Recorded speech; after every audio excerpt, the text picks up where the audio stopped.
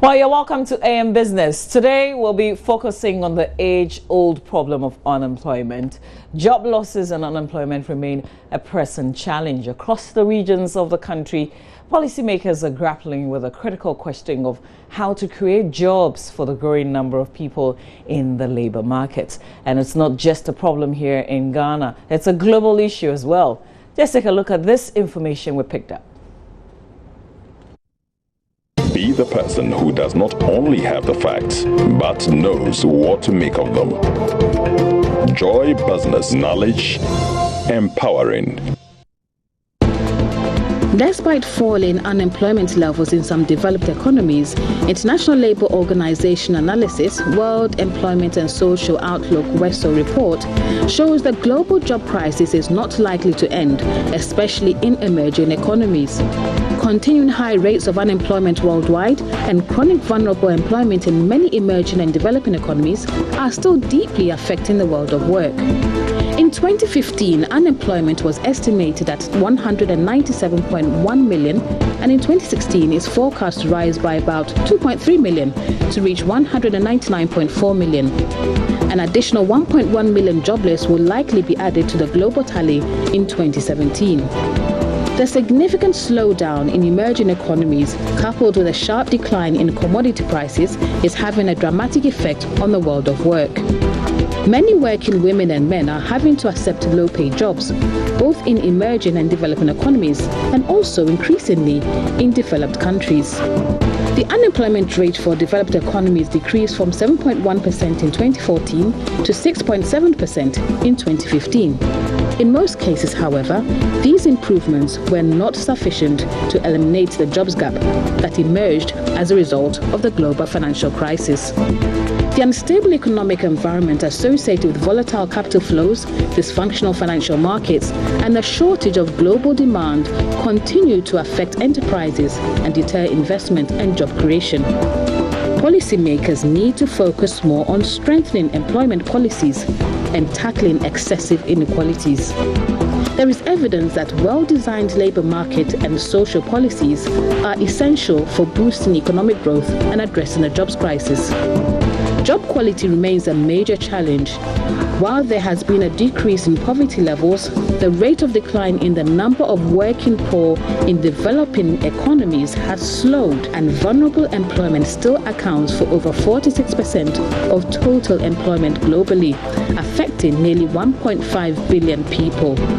The world of work faces significant challenges in the coming decade, with technological shifts, population aging, and struggling economies changing the way we work.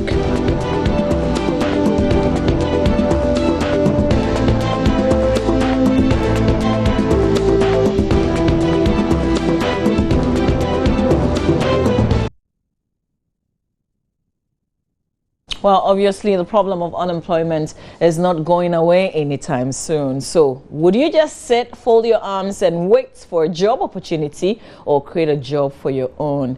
In recent times, there's been a push, especially for young people, to not just sit there, but create a job, but most importantly, sustain it. We're going to put all of this into a proper perspective with our conversation here in studio. Joining me this morning is Paul Hans, Kofi Drapson, CEO, Unique Global Connect Solutions. Good morning to you, sir. Thanks for coming. And I call Mensah, who is CEO, African Network of Entrepreneurs. No stranger to the show at all. Good morning to you, Kofi. Good morning. How are you? Very well. Hope you guys are doing well too. Very well. All right. So let's talk about, because, you know, we talk about no jobs. I want to find a job. And there's also been talks about create your own job. So let's start on that note. How do you begin to create your own job, Eko? Okay, thank you very much. Good morning to your viewers. This topic is interesting to me. Every time I hear unemployment, I always have, you know, a different notion to it. But basically for me, I think that creating your own job starts from identifying what you love. And I think I've spoken on the show before that When you know what you love and you can turn what you love into business, that's the best way of creating any business or any job. Find what you're passionate about, find your hobbies, find the things that interest you most, and then look for who will be willing to pay for it. Get a standard for it and do it in a way that only you can do it best. Does it always work this way?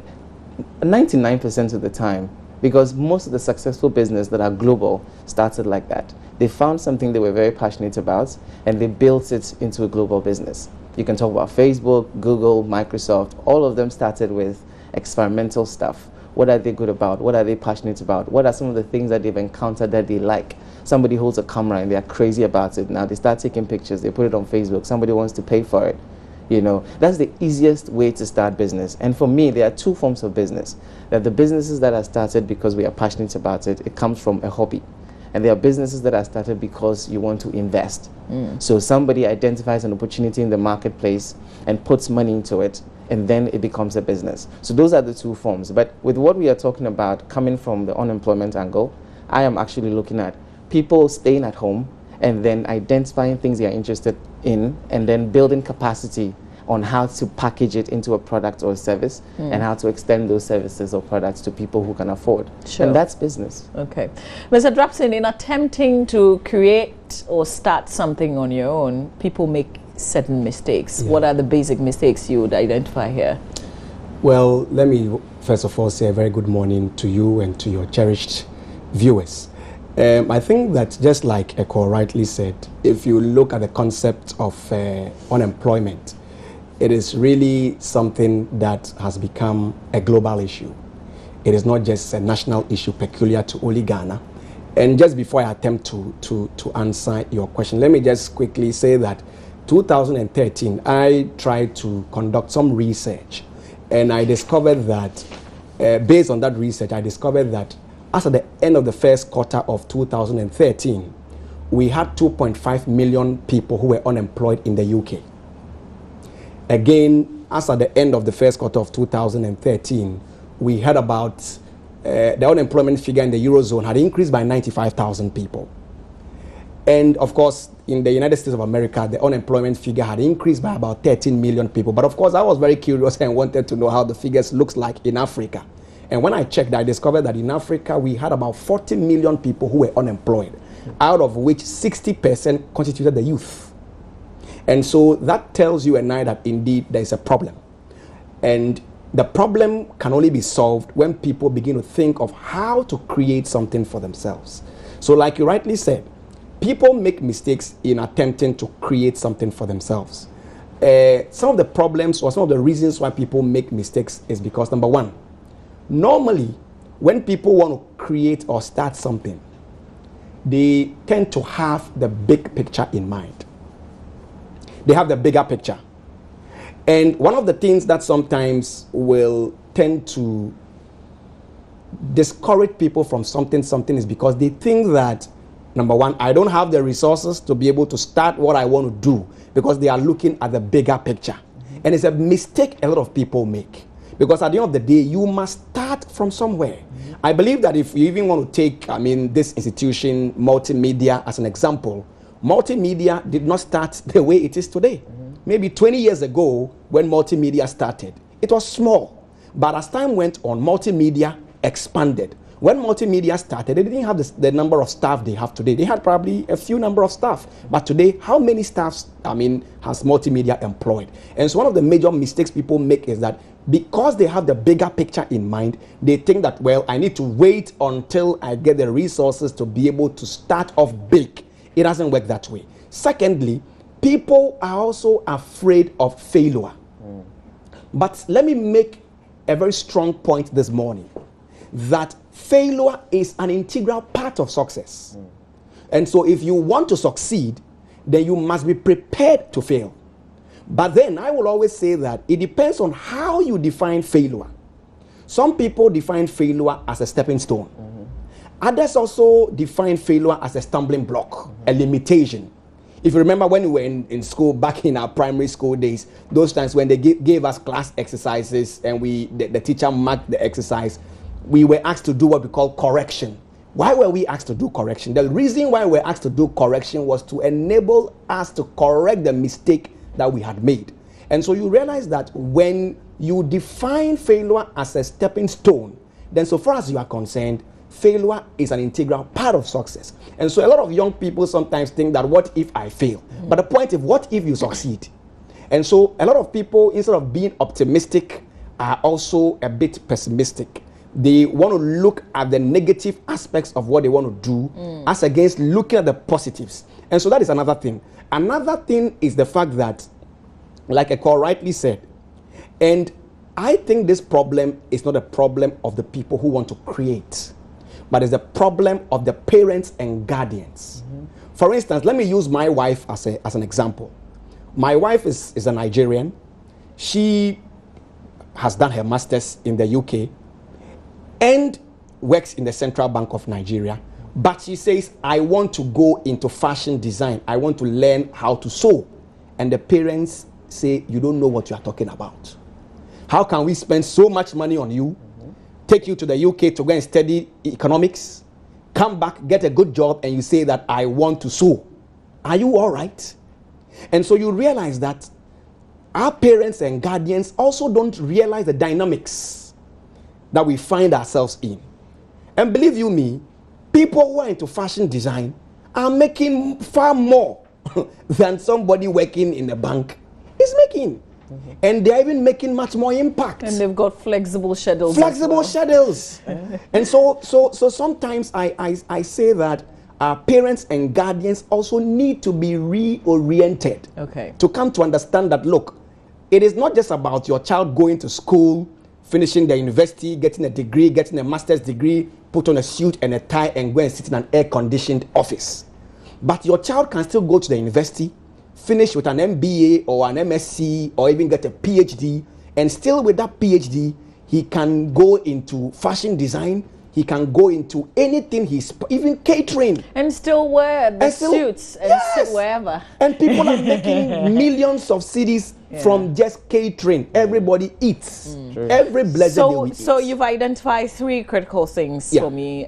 You say sometimes the mistakes by those who are supposed to guide persons who want to create jobs for themselves. You've talked about the fear of failure, and then you've talked about the fact that sometimes we focus on the bigger picture. So we want to get everything in place before we start. Okay. These are three really critical things, and I'm sure a lot of people will be able to identify with this. But let me come back to you, Eko. Must your idea always be original? Are there any original ideas? I don't know, you tell me. I mean, the Bible says that there's nothing new under the sun. So, I mean, from that principle, it's like everything is just a continuous improvement. Whatever we see today is an improvement on something, because if something doesn't exist and you bring it into being, you brought it into being from something that already exists. So original ideas we have to differentiate between, are you talking about innovative ideas or you talk about inventive ideas? If you invent something, it probably could be original. But if you improve on something that already exists, like the smartphone was improved from the landline, and then even from the landline we had the what do you call the yarn before now, we have the touch screen, and some of us were touch screen phobias before we realized actually that's the way of life. So you need to be in tune with the time.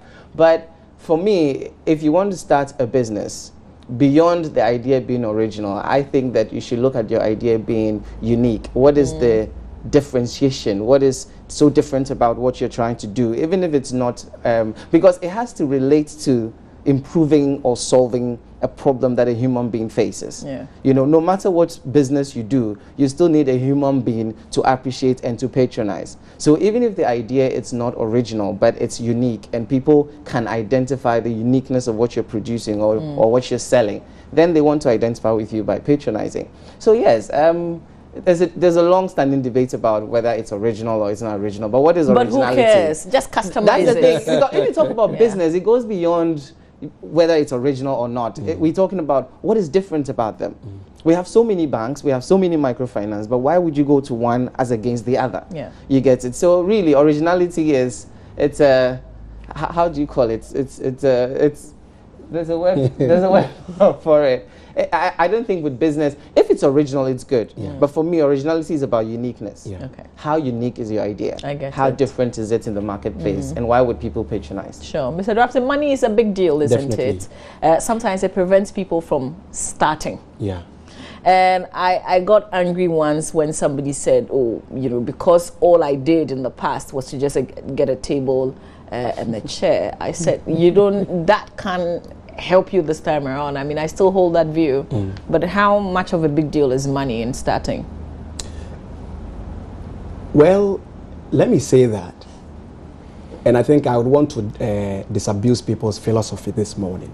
Because a lot of people think that when you want to start a business, the first thing to think about is money. But honestly speaking, if you have the idea, you are about 70 to 80% through. But you still need the money. You still need the money.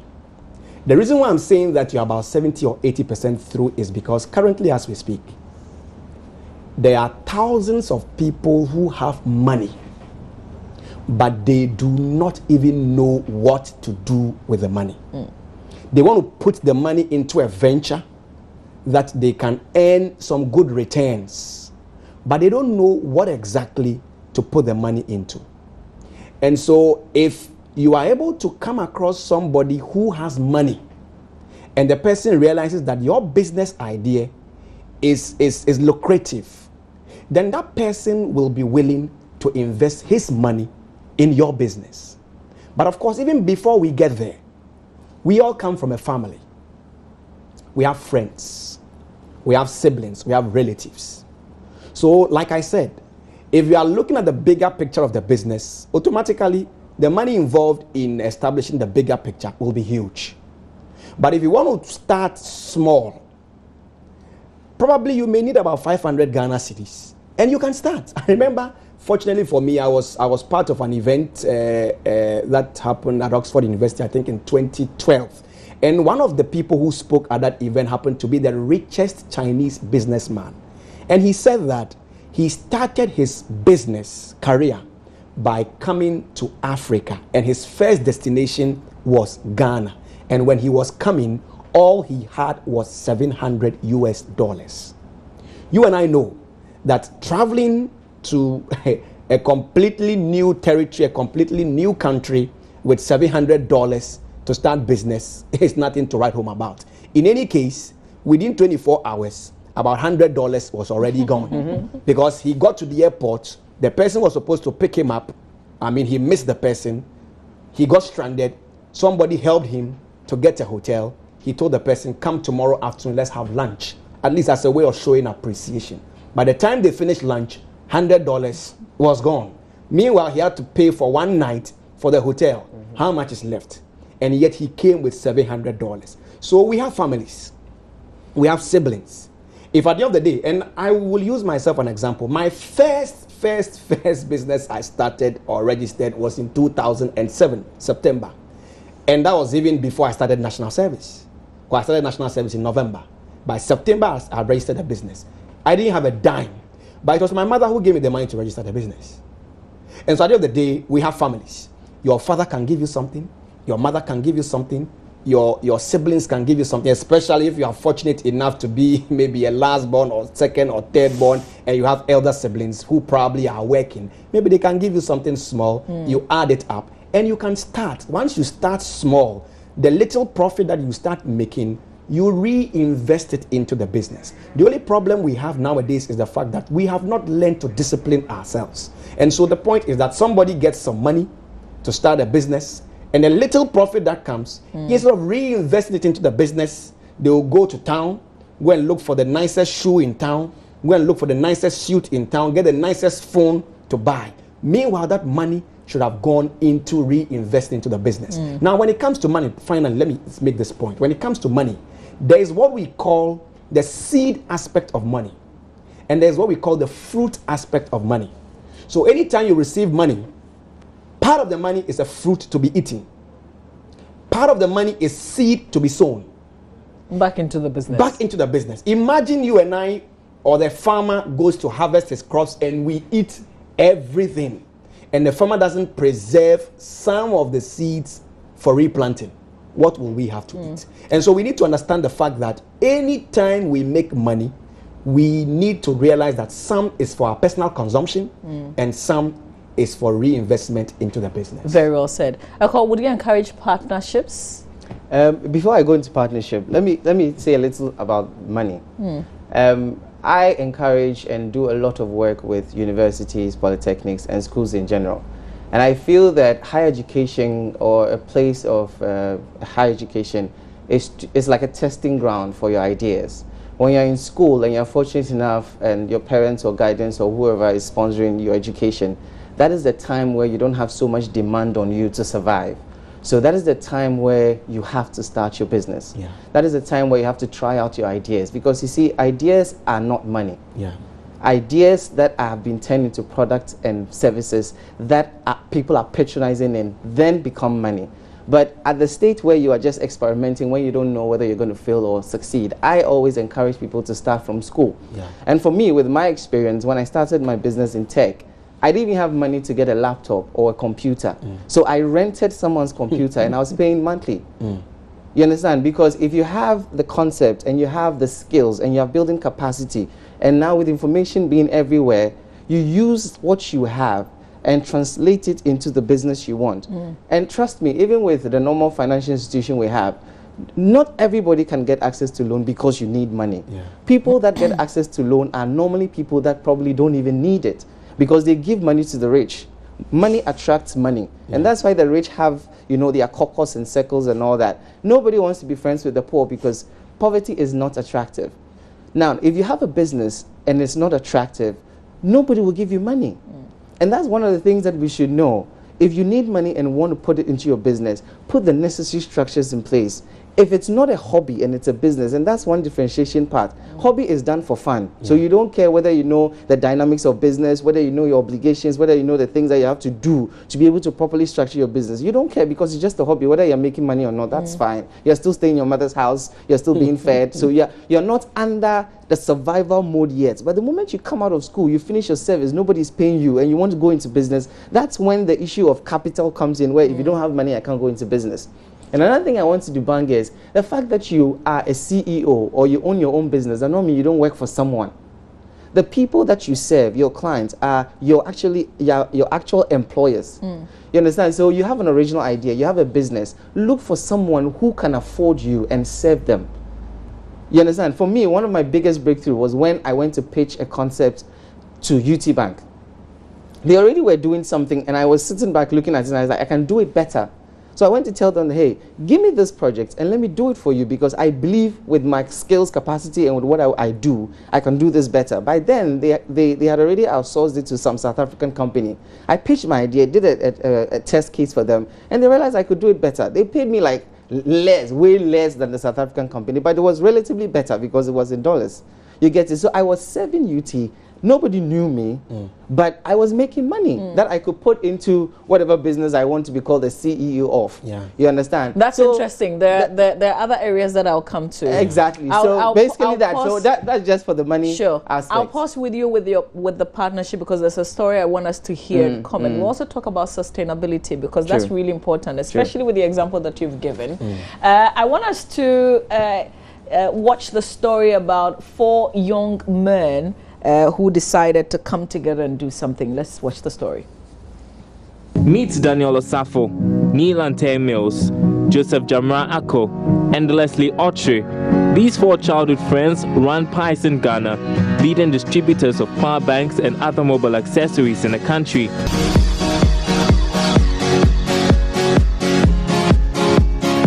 The idea to start this business came just after national service, at the peak of the power crisis. Energy is something that we are all very passionate about. So after the discussion, we decided to do a bit of research, an extensive about 3 months of research. We realized that everybody wanted a power solution, but not many people had the money to afford like a home unit or a generator system or a power inverter system. The quest to meet a need 18 months ago in a little bedroom corner led the determined men to secure a franchise from Python to distribute power banks and other accessories. Today, the young university graduates have turned into successful entrepreneurs, but it was not all rosy at the beginning. We started as amateurs. Every single day we have had to learn on the job. Every single day we have had to make mistakes that we have had to come back and rectify and be better at. Today, their power banks are distributed in all 10 regions in the country. It's not easy because we sell through about 7 different channels when it comes to selling. We have the corporates, we have online, we have activations, we have the dealers, outlets, we have the university sales, the sales teams. So managing every single one is not easy at all, but small. They've got a different mix of characters, which creates a synergy they need to succeed at what they do. Daniel is very particular. Neil Ante, the critic. Joseph, the pillar. And Leslie, the free-spirited one. What has kept them together is the bond they built since childhood. We grew up basic school through to senior high to university, so we are like brothers. We are family. We are like friends. We've grown beyond friendship and business partners. We are family. So everything we do together. So then we've been at it from the beginning.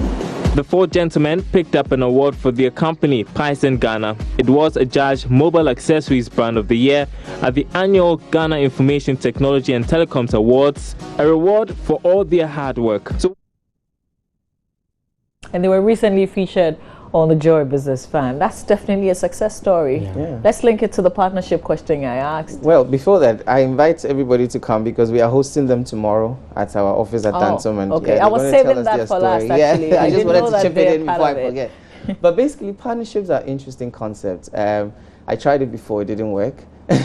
Basically because sometimes, as I said again, when you're in a survival mood, all that matters is, are we making enough money to survive? Are we making enough money to compete with our mates that are in normal employment? Are we making enough money to grow the businesses? And most Why of the didn't time, yours work? Was it all about the money? No. I mean, most of the time we don't have the structures in place. We can be friends, we can even be sisters or brothers or siblings, as he said. Or lovers. Or lovers. But we should always have a written agreement on what is called a partnership agreement. What are you doing? What am I doing? What can we both not do? Who do we need? And what do we do when money comes in? Because money is really one of the major differentiation and the things that breaks partnerships. And how do we pay ourselves? And how do we pay yourself equally? So basically it all has to do with structures and agreement and finding what you can do best. Because specializing is also very good. If we are partners, it doesn't mean we have to do the same thing. If we are partners, there should be a time where, even though we are equal partners, there's one that is the leader and there's one that, so there should always be some leadership in it. But if a ship cannot have 2 captains. So no matter how many partners you have, there should always be one that is always the lead. And some of these issues also come up when there's a power tussle. Now there are 2 partners, it's the same company, but then who do we report to and when? Because you didn't thrash that out from the beginning. Yeah. Even before you go into business and say you want to do, and most partnerships are like accidental partnerships. Like we are sitting over coffee or we are sitting over something. We say, oh, let's just do something together, and we are passionate about it, and then we launch it, and then we didn't even, at that time we were just driven by passion and the desire to build something. Now the money starts coming in, the pressure starts coming in. I see that, oh, you're working less than I am, or you're not doing as much as we agreed to do, or maybe you are taking too many holidays and I'm stuck in the office working. Temperaments come in because maybe I might be a sanguine someone. I'm always out there, so I'm the face of the company. I just at the back burner, and then nobody knows that. So whenever they speak about this company, I'm the one they mention, and then now you're aggrieved, and everybody knows, even in the company, that you work harder than me. I just love to go out and talk. Now you then get aggrieved, you separate, go your own way, start your own business, it does well, and then I'm still talking and all that. So then the partnership doesn't work. So from the very beginning, put together a partnership agreement and get someone to be a witness and sign. Okay. When you sign, then you use that as a policy to guide your operations. And sometimes it works, sometimes it doesn't work. This happens in music also, by the way. Exactly, entertainment and everything. But Mr. Dropson, does this partnership document, would you recommend that for families as well? Because sometimes you're working with your wife or your children or something like that.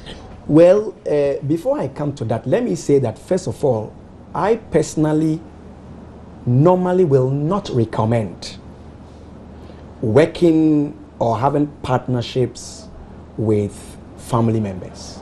Okay. And even sometimes very good friends. Because like Eko rightly said, money may start coming in, and trust me, it can separate and break your friendship, break your relationship. And so normally I will not recommend, and I don't even recommend employing relatives. Okay. I can use my influence to get you a job somewhere else. But I wouldn't want you to come and work with me.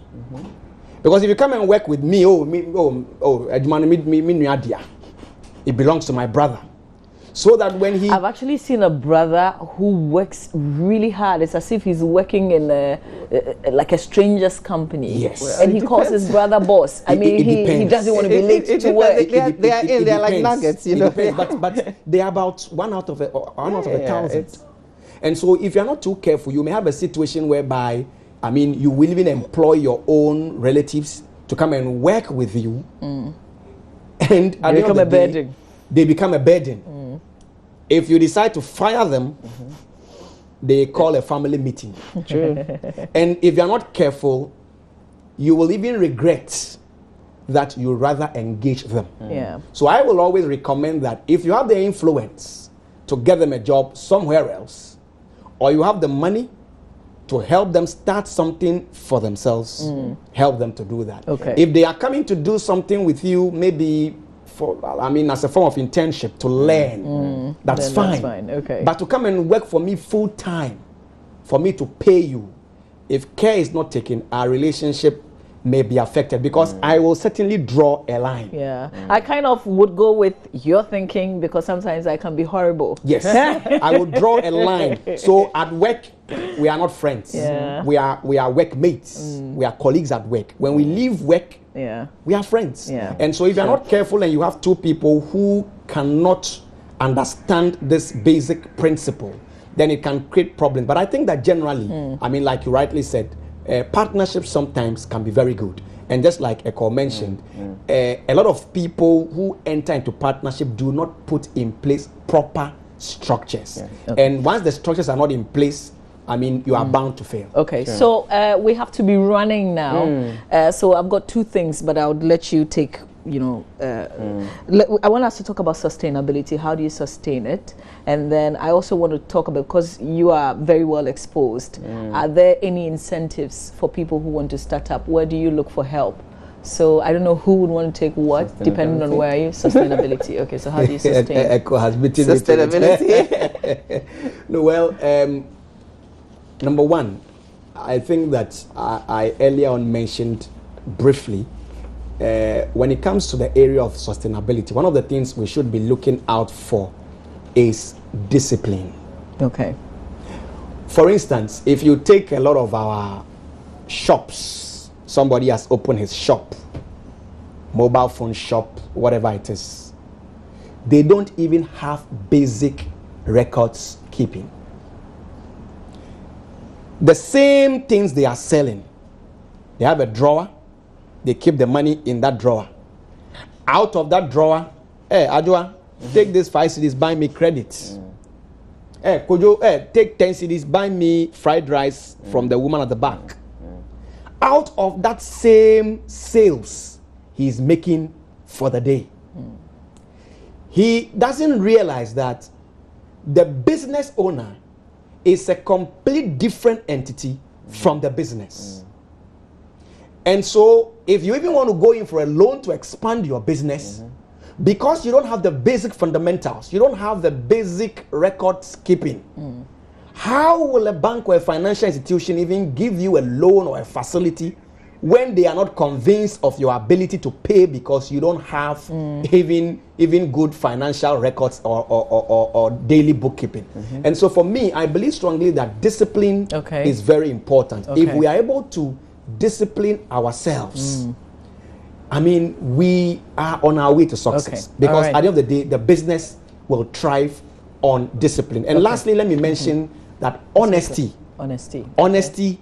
and integrity is key. Okay. When you are dealing with people, be honest with them. All right. If you can't do A, let them know I can't do A. Okay. If you can't do B, let them know you can't do B. But don't say I can do it, and at the end of the day, it becomes something else. Your integrity is on the line. All right. So integrity, honesty is very important. Okay. I'll come back to you so that you merge it with the startup dialogue. Okay. But there are people who spend a lot. They spend on so many things. But I want us to watch this next one that's coming up on the Joy Business Fan later. Here we go. Young, dynamic, resourceful, and visionary, John Amma is in the business of helping young people create jobs. As we speak, there are over 200 million young people who are unemployed. And in about 2030 to 2060, we're going to have over 600 million people unemployed. Currently, there are over 11 million entrants into the labor market each year in Africa. If you look at the global statistic, you have over 50% of Africa's population being youth. The challenges for unemployment are very clear. So for me, my passion is how can I help reduce unemployment? So my ultimate goal is, where are the jobs in Ghana, in Africa, and how do we get young people the jobs in Africa? Does it mean they starting their own or being skilled to start their own?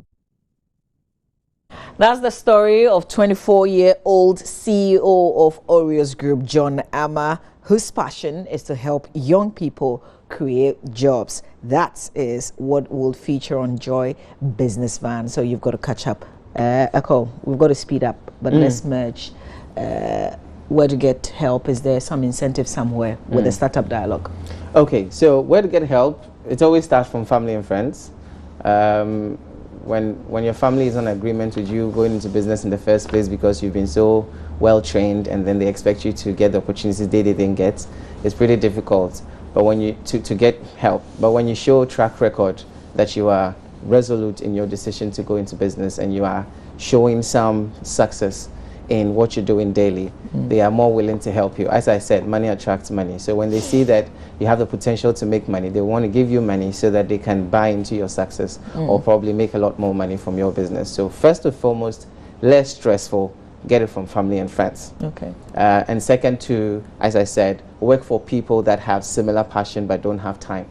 So that if I come to Mamavi says, hey, I want to start maybe a food joint, or I want to start something nice, maybe a makeup joint or whatever, and I have the skill, I would want to do that for Mamavi for some time. So Mamavi pays me, I save, and I can put it into my own business as well, because Mamavi is busy and she cannot do it by herself. So then I become the person that is like an agency. So you outsource your passion to me because I have the same passion. Sure. That's the surest way of getting help. Okay. Doing it for people who have the money, probably don't have the time, and will be willing to pay. And one of the things that I wanted to add is accountability with sustainability. Get people that you respect and account to them. Okay. You know, the tendency that you own your own business so you don't owe anybody any explanation is actually one of the root causes of failure in a lot of startups. Get a board, get people that you respect, not your friends, not people that you can easily convince or outsmart like I had before. Get people you respect, like your head pastor, your past teacher, lecturer, somebody, so that you go and account to them. It's your own business, but be accountable. Okay. All right. So basically that. And the startup dialogue. Yes, I wanted you to tell us about that's a monthly program that we do with the Startup Network, and we feature stakeholders in the startup ecosystem to come and talk about their experience and the lessons they've learned, and then we have some sort of a discussion on what to do moving forward with our businesses and where to get support and help. Okay. You get it? So it happens every last Thursday of every month. So it's happening tomorrow at Tano Hub in Dansaman, and then we are featuring the Pising co-founders. They're going to tell us their experience, they're going to share with us their story, they're going to teach us franchising and how to actually not to start from scratch. You know, a lot of people say start from scratch. I don't believe that. I used to, because I did it for like 6 years. It didn't help me. If I had been told not to start from scratch, probably I would have started from somewhere up above. But it's all about what are the experiences that people already have and how do we share it during these dialogues. So it's happening tomorrow at Tano Hub near the Mount Oliver Church. Please come around and then let's So if you have your own business, you want to come and listen to other people's experiences. Of course, if you have your own business, if you desire to have your own business, if you have ideas that you want to translate, don't start and not have the kind of knowledge, you know, that would help you to be successful. Excellent. And if you fail, it just becomes part of the experience. But with startup dialogues, I don't think you will fail. All right, gentlemen. I think this has been really, really fruitful. I really appreciate your time. Thanks for being here. Mr. Paul Hans, Kofi Drapson, CEO, Unique Global Connect Solutions, and of course, Akol Mensah, CEO, African Network of Entrepreneurs. He's also been telling about the Startup Dialogues, which is happening tomorrow at 5 p.m. At 5 p.m. at the Tunnel Hub in Damsuman. Well, later today, you know that we'll be featuring the 24-year-old CEO of Oreos Group. I'm curious to know what John Amma is all about and how passionate he is in helping young people also create jobs. So if you've got a passion for creating something on your own, you might also want to catch him on the Joy Business Van later today. This has been AM Business. Right after this, we've got AM Talk with our two lawyers. Today, the Electoral Commission will be appearing before the Supreme Court, and all eyes are on that, all ears as well. What will happen to the NHIS card holders who used it to register, who are on the electoral roll now? Remember, we've got barely 5 months to the general elections. More right here on the AM show, AM Business, brought to us by EcoBank. Stay with us.